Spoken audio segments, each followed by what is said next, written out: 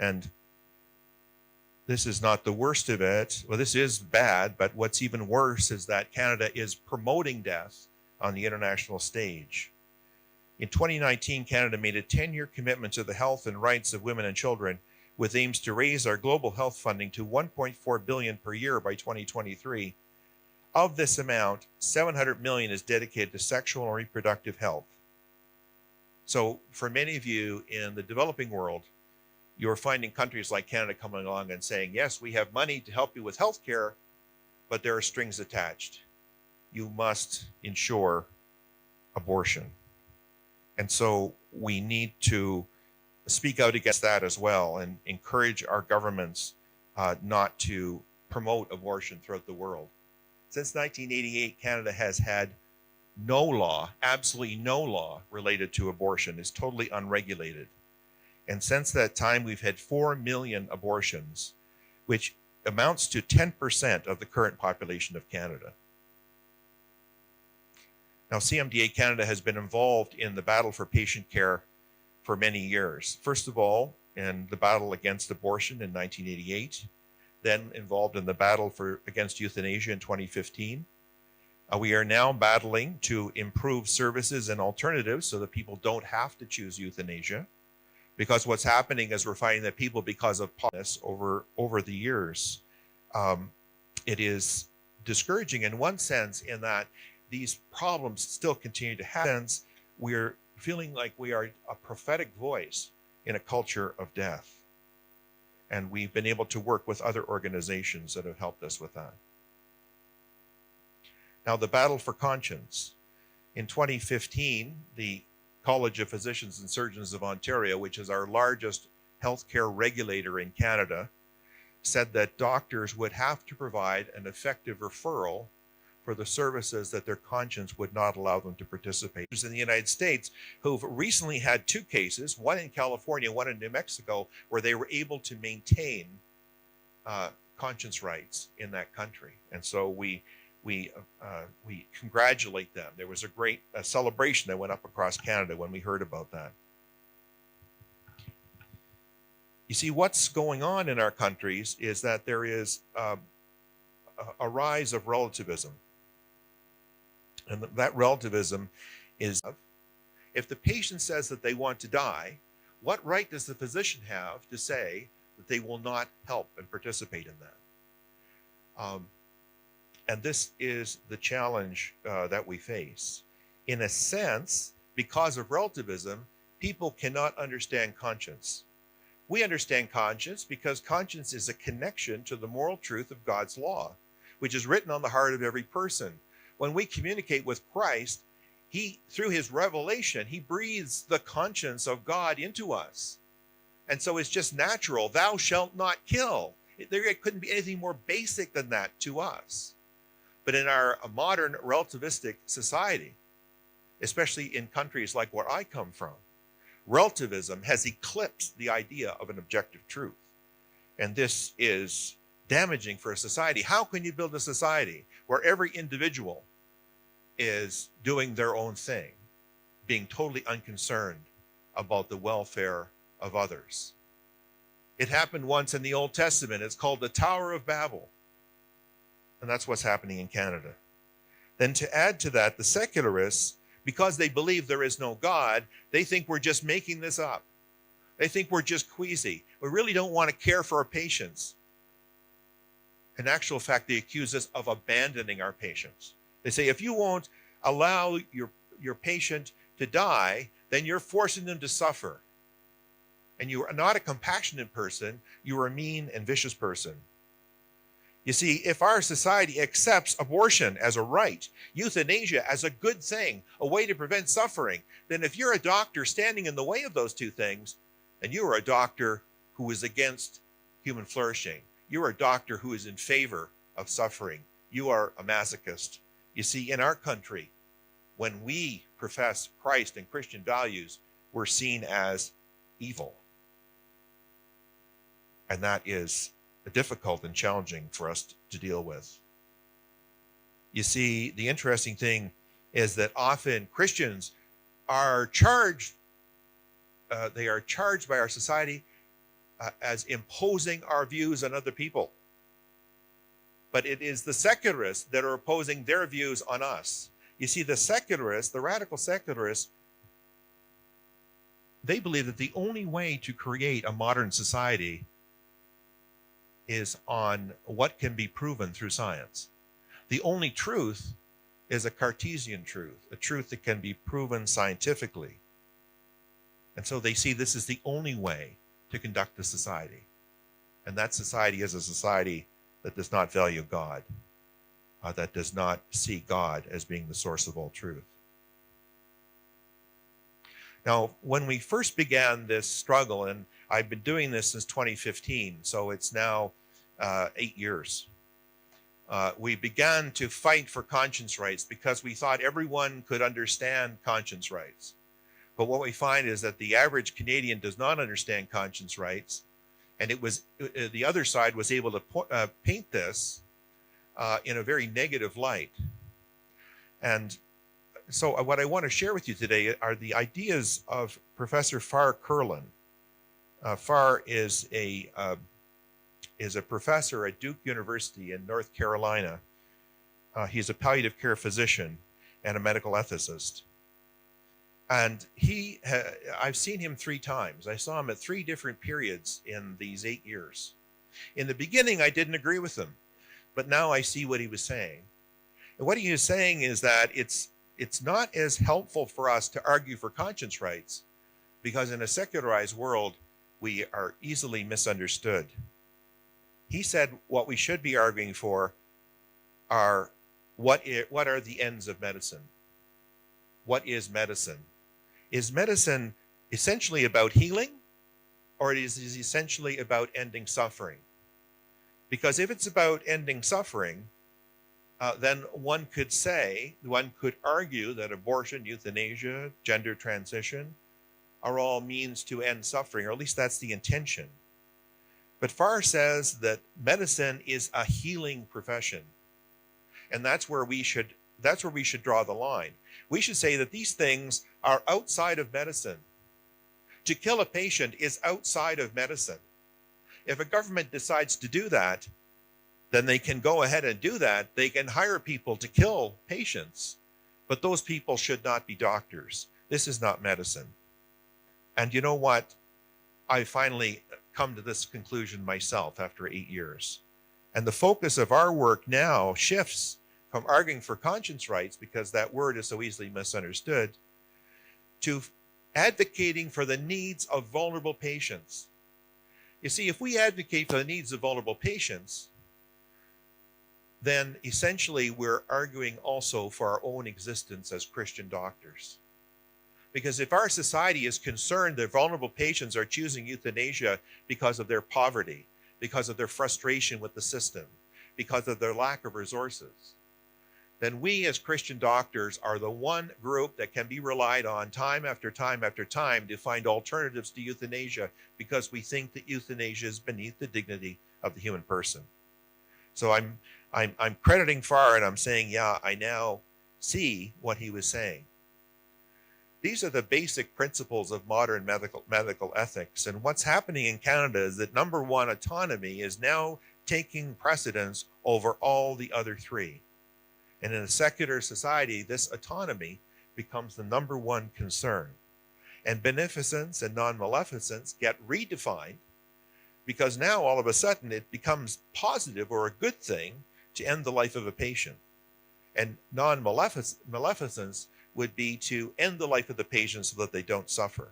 You see, these 4 modern principles of medical ethics are essentially untethered to any objective standard. And because of that, they can be distorted based upon the individual thoughts, feelings, and emotions of ethicists and also patients. Essentially, these 4 principles can be used to justify anything.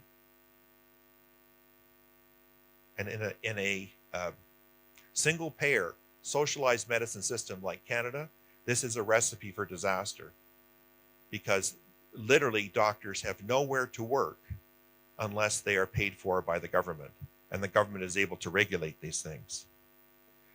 Now, I want to introduce you to a lady by the name of Madeline Lee. She's a physician in Canada's largest city. She works in a number of tertiary care facilities. They're in downtown Toronto called the University Health Network. Dr. Lee is in charge of all of the euthanasia that's provided in downtown Toronto. She says, I am a MAID provider. Medical assistance in dying is the way we refer to euthanasia in Canada. But something interesting in what she's saying here. Madeline Lee is saying that Canada's MAID laws are missing fundamental safeguards for vulnerable people. As a matter of fact, in this article that she wrote, she admits that she herself is not in favor of euthanasia.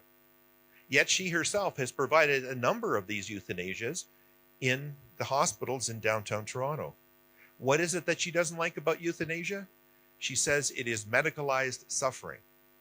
That is, it's the medical fraternity, the medical care system, accepting that all kinds of suffering can be dealt with by medicine. And that if someone is suffering because they are lonely or they are isolated or they don't want to be a burden on their family, then medicine should have a solution to that too. And the solution is to euthanize the patient.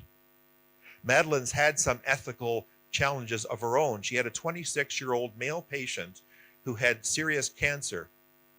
And her prognosis was that he had a 65% chance of survival. A 65% chance of survival. Yet he chose euthanasia because he did not want to go through chemotherapy. Now, Madeline herself said that she had moral distress over this decision, about her decision to euthanize the patient. And she now regrets her decision to do that. But this is what she said, and this should concern us all. She said, I believe that I am paid by the government, and I have a responsibility to the government to do what the government tells me to do.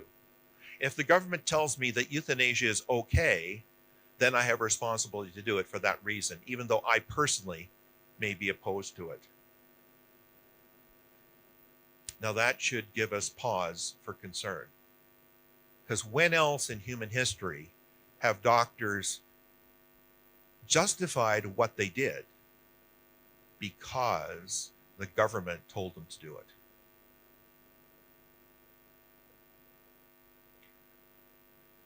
I want to take you back to October 8th, 1933. This is a real article from the New York Times, and it's talking about the Nazis' plan to kill incurables to end pain. The Nazis decided that they would allow euthanasia in circumstances where people wanted it.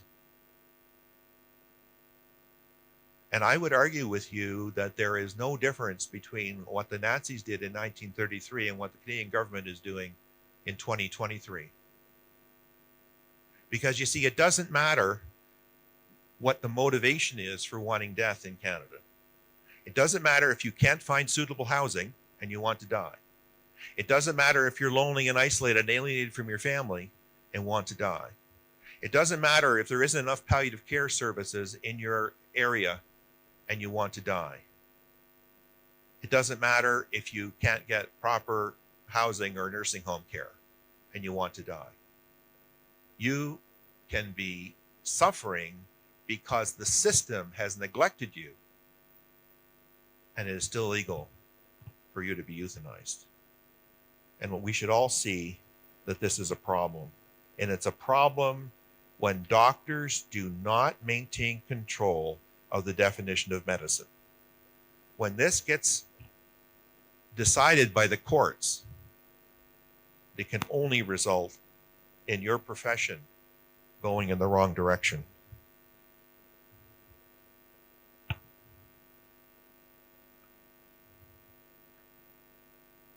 I want to use as an example of what can happen the recent 2022 discussions of the World Medical Association, so that you'll understand that what's happening in Canada affects all of you as well.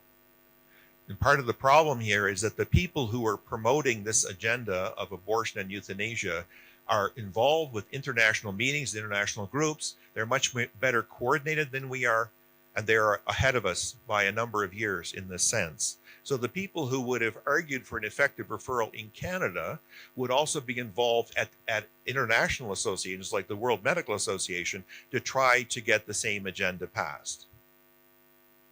And I can tell by the wording of this, because it's almost exactly the same modus operandi that was used in Canada. The World Medical Association, in completing their ethics handbook, had wording that required an effective referral. And when a number of us got involved, and I appreciate the support of all of the members of the ICMDA who got involved in lobbying their national organizations, we were able to change the wording, and most of us were very pleased that it says that the obligation was not to provide an effective referral, but to provide sufficient information to enable the patient to initiate such a consultation in a timely manner. So rather than having to provide an effective referral, this got changed so that you just had to provide information. But the problem with this is that it is a Trojan horse.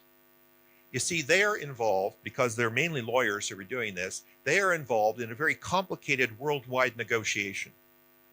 They start off by hitting you with everything they want. It's like negotiating a collective agreement. They hit you with everything they want. And then when you come back and try to reverse it, it appears to us that we've made a gain, when in actual fact, they've made some significant movements forward. And their action is relentless. This is only the first iteration. The next time the manual has to be changed again, they'll be back and they'll be pushing again for what they wanted the first time.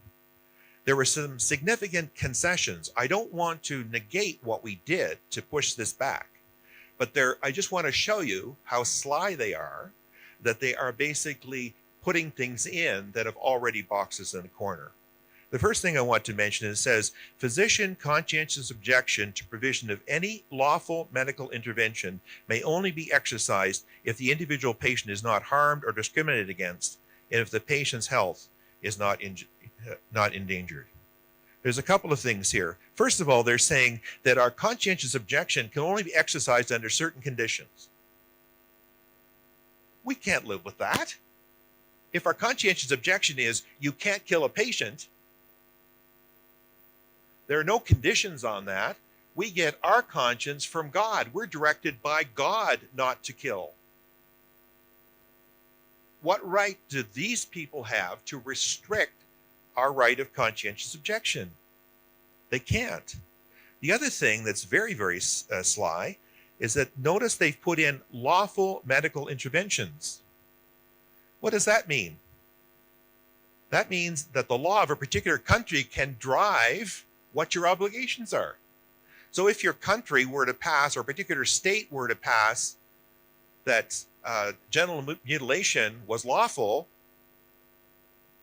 then would you be required to provide information about it to the patient? You see, what the World Medical Association has done here is they have ceded their territory to decide what is ethical to the laws of a particular state. And those things are really important, and those things are really of concern. So I'm just showing this to you because I want you to see the impact of it and how we have to be so careful.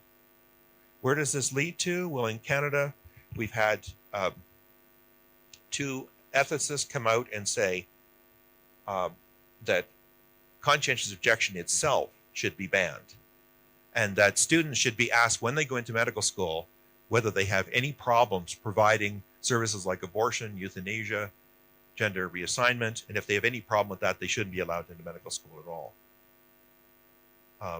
So these are the concerns that we have, and I mention this to you only so that you'll know that the agenda of the secularists is total annihilation of any alternative viewpoint, because they are so concerned that they are right.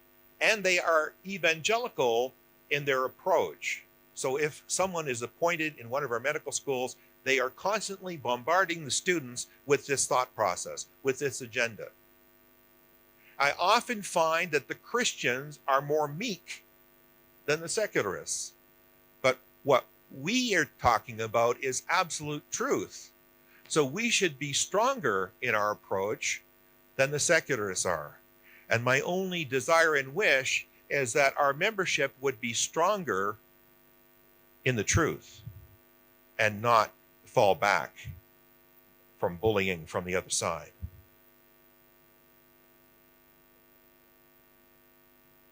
You see, in trying to understand what's going on, I have a political science degree, which I got before I went to law school, and I learned there classical liberal theory. And classical liberal theory basically says, that there can be people in society who believe one thing and people who believe another thing, and they can peaceably live together.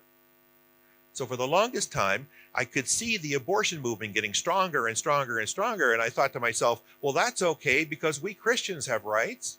So the people who want abortion, they'll have rights, and we Christians will have rights, and we'll live in the same country. But the reality is that I had to go back and listen to what my grade 4 Sunday school teacher taught me about sin. That sin, Satan is greedy, and sin tends to spread. And if we don't stop sin, it will continue to spread until it affects our whole society. It's not about live and let live. It's about dealing with bullies who are forcing their opinions on the vulnerable. Perhaps we can be motivated by patience and understanding the importance of the needs of patients. So how can we go about fighting that good fight? Fighting that good fight is really important. And I just want to talk about some of the barriers to fighting that good fight that I've seen in Canada and what we can do about them. The first is that Christians tend to be lovers, not fighters. And so I find it's very hard for us to deal with the challenges that we might face. So if we have Christian students in a medical school class and the teacher is talking about abortion and how wonderful it is, what can that Christian student do? How can they respond to that, to witness to the dignity of the human person? So we've developed some ways around that. Sometimes it's too difficult for the student to raise the objection, but sometimes we can raise the objection for the student confidentially with the dean of the medical school. And we found that to be very helpful. Underestimating the opposition. Well, when this first happens to you in your country, you can't believe it's happening. And we spent a long time, because we as Christians tend to think well of people. We can't believe that people are actually trying to promote this. But as time goes on, and as you've experienced these things, now we are getting more and more strong in the way we are advocating in the other direction. We're still loving, but we're using different mechanisms, and we are not wasting any time. When we have an opportunity, we seize it. And I would just urge you, if you have a problem in your country, please feel free to call us. We'd be happy to share with you what we've done. The third concern is we need to be focused on systemic issues. My wife is a physician, and it's very common for us to talk about how we look at things in a different way. My wife tends to, if her ideas of helping the world is to help it one patient at a time. And my idea as a lawyer is to look at whole systems and see what we can do to fix the system. And so we need both. And there are many doctors who have that systemic view. We need to get them in leadership at our various organizations and really figure out in the system, whether it's the medical associations, whether it's the regulators, whether it's the hospital administrators, we need to ensure that we influence all those people to head in our direction. Most physicians are conflict averse. I don't know if that's the case around the world, but I know we Canadians are known to be very nice. We just don't want to fight. So people in my generation just handled the abortion issue by just simply being quiet about it.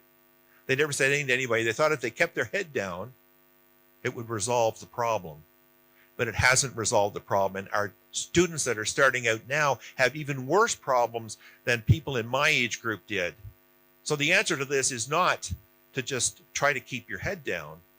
The answer to this is to confront the bully, to do it in a way that's constructive, does not risk anybody's reputation, but to confront them nevertheless. Fear of sanction is also there, but there are ways for us to do things as an association so it doesn't affect individual doctors. Doctors are much braver telling me what I should be doing than they are about doing it themselves. And that's fine, because that's what our association is for.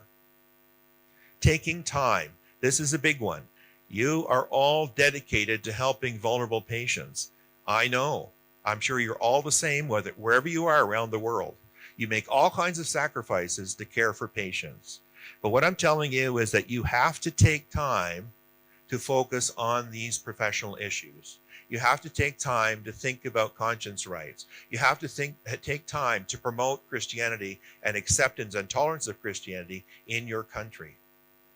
And all of you need to do something like take a half a day or a day a month and dedicate it to this activity. If you want Christianity to continue to be an important part of medicine around the world, then you're going to have to dedicate yourself to that experience. I know that's probably the hardest ask in the world, because the doctors that I know hate politics, they hate being involved in medical associations, et cetera, but that's increasingly the place where these battles take place, and that is where we must be involved. Comfort. We cannot look towards our own comfort. We have to recognize that Christ does not call us to comfort, to follow him. He says, the foxes have holes, the birds of the air have nests, the Son of Man has nowhere to lay his head. And if we're truly following Christ, we will be just like him in that sense. It won't be comfortable, but we'll be witnessing to the dignity of the human person, and that's what's important. And finally, the challenge to coordinate teamwork. I find it's very common for the doctors. You tend to operate as individuals, and you tend to go out and try to resolve things on your own. Not like lawyers. Lawyers are like hyenas or jackals. We tend to run in a pack, and doctors need to be able to work together. We also need to be able to work with people in different Christian denominations. That's an important coordinating factor. We also need to work with other doctors of goodwill, regardless of their faith. Brothers and sisters, the temple, the human person, is a temple that has been made in a beautiful, wonderful way by God. And yet this temple that has been made so wonderful by God is being invaded by people who are trying to destroy it. And I would argue to you today that our role is to be like Christ, flipping over tables in the temple, so that people will recognize the inherent dignity and beauty of the human person. And finally, I ask you to be courageous. These are worldwide trends. It seems that the people who are behind them have the media behind them, they have money behind them. Don't worry about all that. Do not worry. The Lord will look after you. If you care for the vulnerable in your practice, you are caring for Christ. Remember in Matthew 25, Jesus says, whatever you do for the least of these, my brothers and sisters, you do it to me. If you are caring for the vulnerable in your practice, regardless of where you are in the world, then you are caring for Christ. Those wounds that you bind up are the wounds of Christ. Jesus will not abandon you if you are caring for him.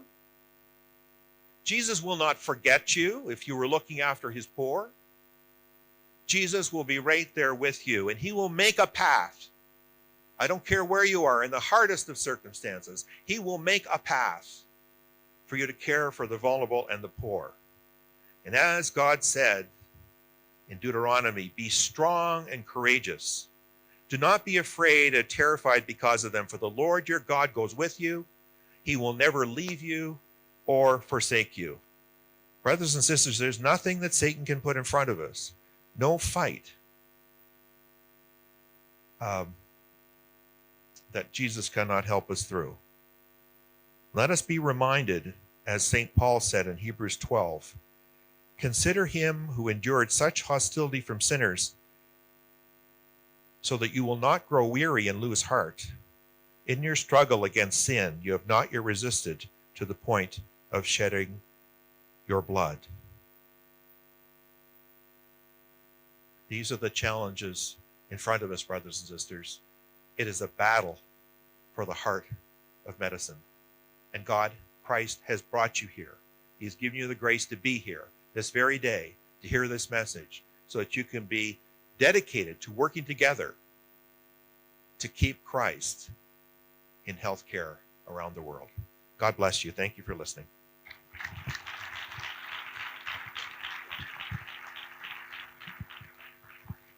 Another round of applause for Larry.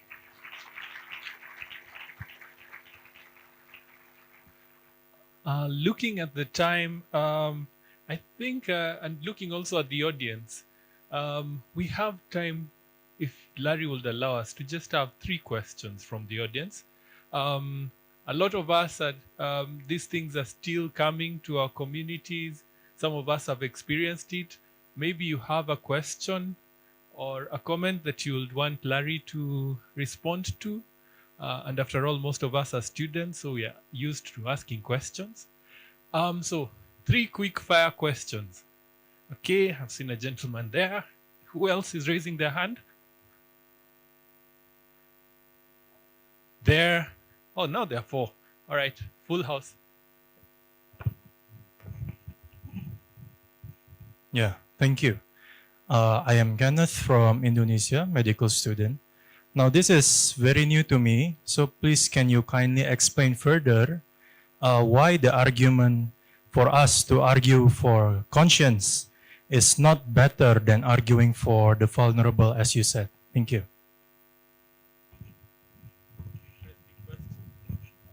Larry, if you could just note the questions, and then we take 1 round of questions. It was here.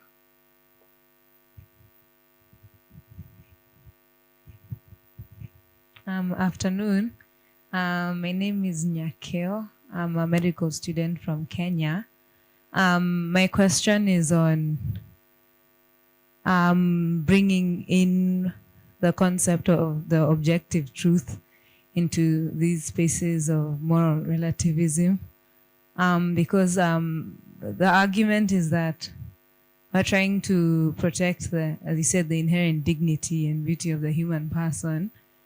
But it's very difficult when the other perspective has a very different idea of beauty. So is it that we campaign more for the beauty from our perspective, or is it to poke holes in the beauty that is being presented?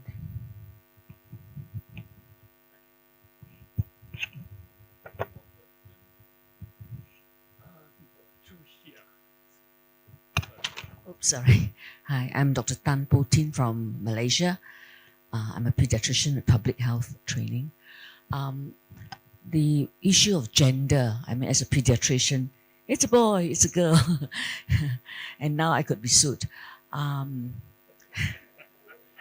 looking for it.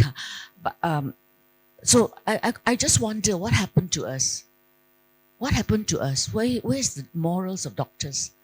We are becoming driven by insurance, driven by lawyers, and actually driven by greed.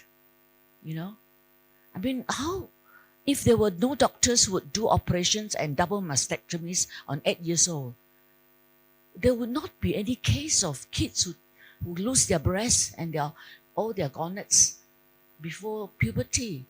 If doctors are not involved at all, let them go to the butchers, let them go to the lawyers, let them go somewhere else. You know, where are the doctors with morals nowadays? What happened to our medical education? You know, I was in so many years ago. We have lost a soul. I don't know what happened. If there were no doctors who are profiteering from the obscene, you know, abortions or genital mutilation of kids or whatever, and then making eunuchs of a whole generation and making them sexual partners of the homosexuals. It's a making eunuchs. When in the olden days we were slaves, we were involuntary eunuchs, and now kids are taught it is cool, and it is so weird. And I blame the doctors because we're not fighting it. And then the people are profiteering. Our professions, our very qualified people are proposing and supporting it in the name of God knows, I don't know what. It makes me cry, you know. So I think we have to start with ourselves. What happened to our medical school? Why are we producing doctors who lost their souls? and who think it's okay to remove breasts and gonads from kids. How did we train them to be such doctors? What happened to them? Can we sue them? Thank you. One more, one last one. Hi, thank you very much for your talk. I'm Rachel Lewis-Wankoma. I'm Head of Student Ministries at CMF UK, and I'm a surgeon. What would you be expecting from the next generation of Christian medical professionals? There are lots of students in the room. What would be your hope for them to bring to this conversation in the future? Thank you very much. Larry, Wow, please wow, go ahead. Those are wonderful questions. I just hope I can remember them. I'm 65 now. My memory is not what it once was. But let's start from the first one. It was the difference between vulnerable patients and conscience. And as a strategy in Canada, we've now switched from trying to argue for conscience to trying to argue for the protection of vulnerable patients. And I think that we had to do that because our country no longer understood conscience. And I think that, like for me as a lawyer, the label conscience rights was something that was totally acceptable in law school. So that's why I used it. And I think for doctors, conscience rights too, that tends to resonate. But for our kind of new, more secular world, the needs of the vulnerable are the most important. They are the motivating. They're more motivating rather than a rights conversation. So my suggestion is that we need to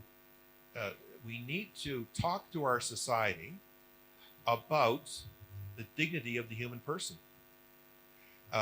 and we need to help society understand that we are the people who are the ones who can be the guarantors of the dignity of the human person.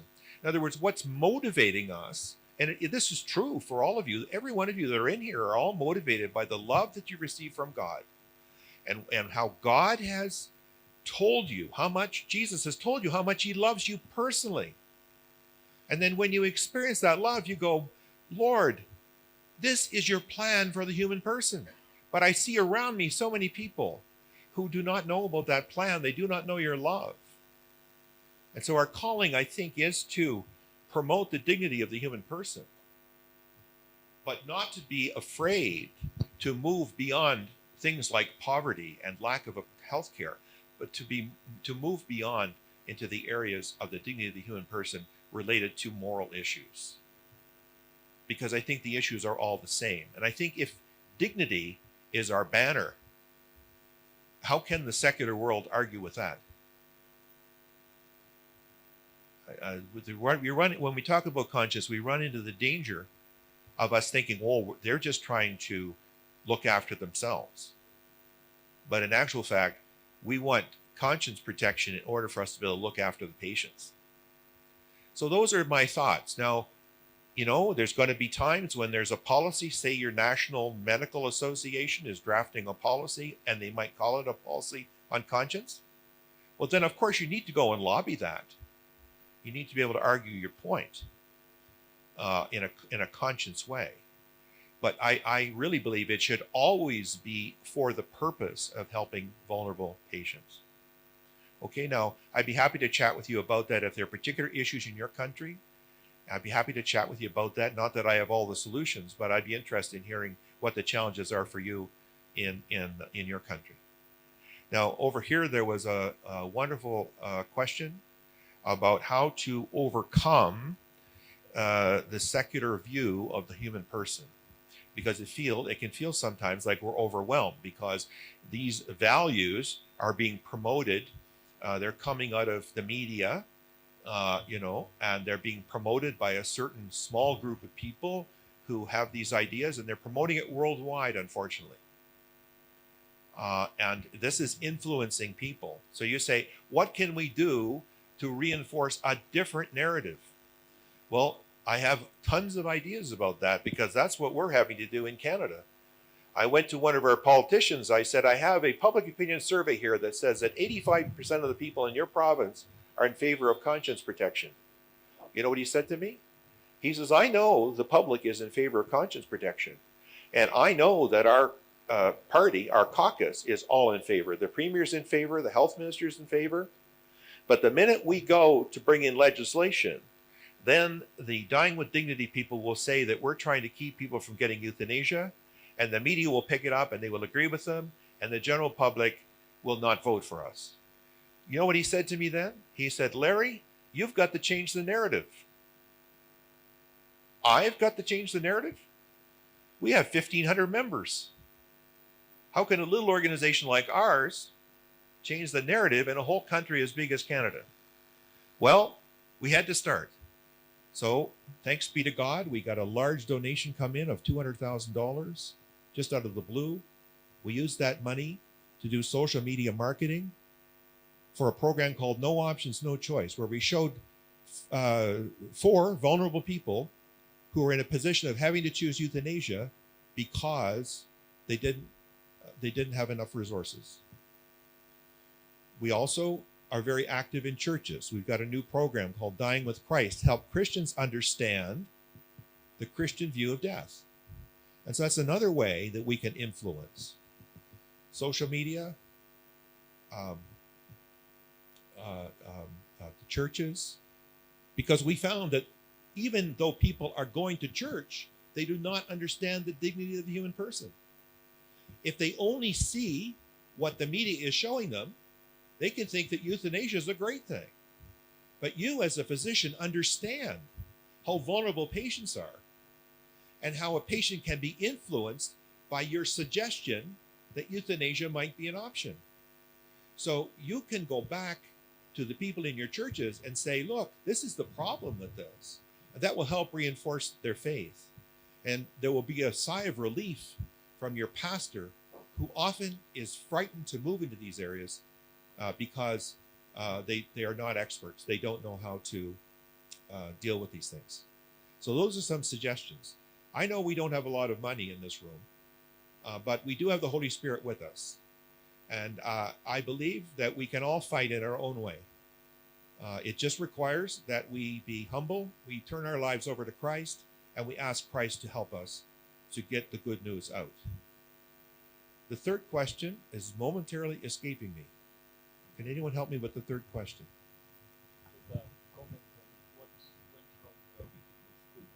What's wrong with the medical school?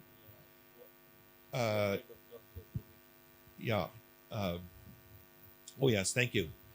I wish we could take your exhortation and put it on a tape and show it to every member of ICMDA all over the world. We need more doctors like you to stand up and challenge us. I'll tell you my own experience with my wife, who's a family doctor, and my son, who's a nephrologist. I had to put them in a car and drive them 4 hours away because the Canadian Medical Association was doing a consultation on whether or not euthanasia should be legal in Canada. And both my wife and my son are devout Christians. But I had to put them in the car and drive them there. And when they got there, I had to kick them under the table before they would say something. Anybody empathize with that? So you'll have to tell me, I don't understand it. I don't understand how doctors can allow their profession to be hijacked by the legal profession.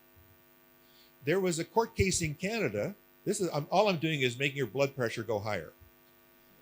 There's a court case in Canada where the judge said there is no consensus. There is no ethical consensus in the medical community about euthanasia. That judge was usurping the authority of the Medical Association of Canada and all the medical regulators. One judge. She had the audacity to do it. I said to the Canadian Medical Association, why didn't you challenge this? He said, oh, that was a BC decision. We only handle national decisions. I mean, it's cowardice. Let's just call it what it is. It's being a coward.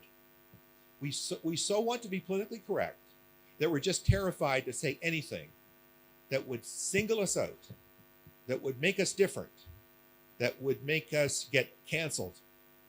And it's that fear. It is the fear that is driving this direction. It's unhealthy. It's unhealthy in Canada.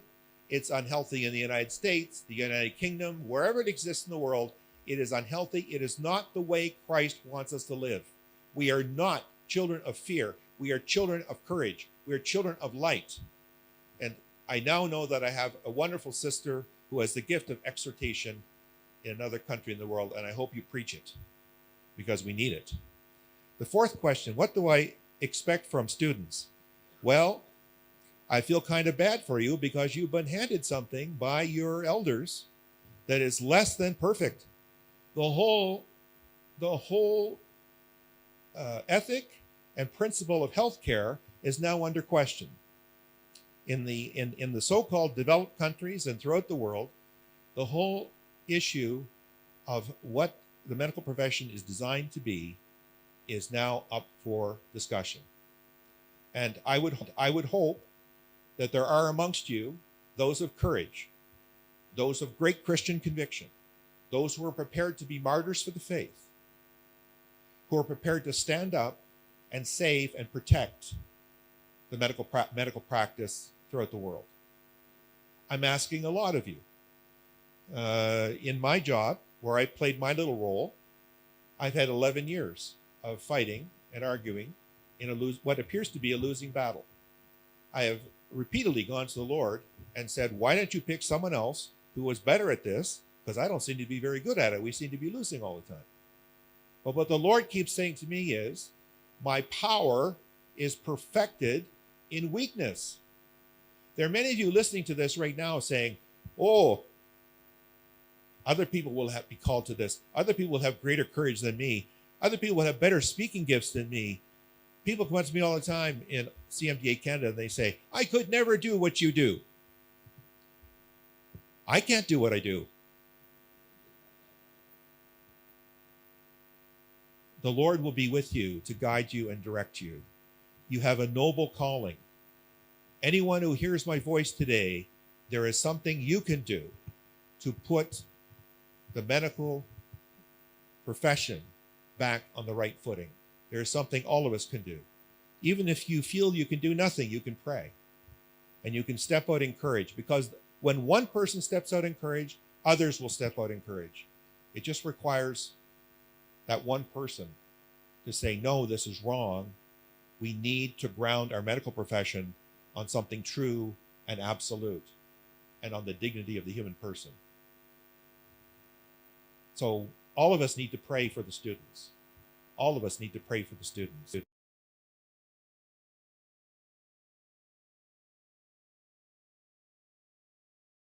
take the steps to bring medicine back into where it needs to be, according to the will and grace of our Lord and Savior, Jesus Christ. So God bless you.